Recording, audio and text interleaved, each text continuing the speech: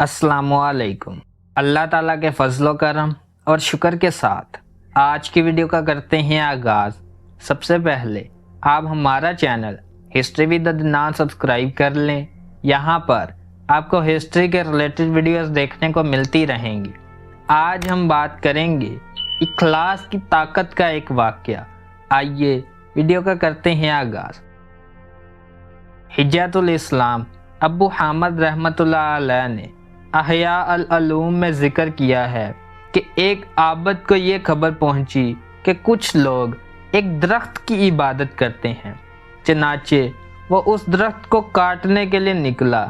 इबलीस उससे कहने लगा, इबलीस, अगर तू इस दरख्त को काटेगा तो वो लोग किसी और दरख्त की इबादत करने लगेंगे। तुम जाकर अपनी इबादत में लगे रहो। आबद, मैं तो इस दरख्त को ज़रूर काटूंगा। ये सुनते ही शैतान उससे झगड़ने लगा। दोनों में लड़ाई होने लगी। चनाचे आबद ने शैतान को पछाड़ दिया। अब शैतान कहने लगा, तुम फ़कीर आदमी हो, जाओ अपनी इबादत में मशगूल हो जाओ।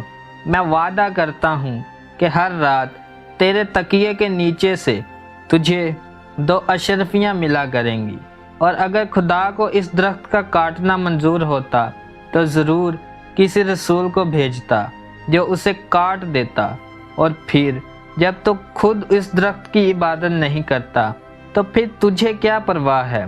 आबद, ठीक है, मैं वापस चला जाता हूँ।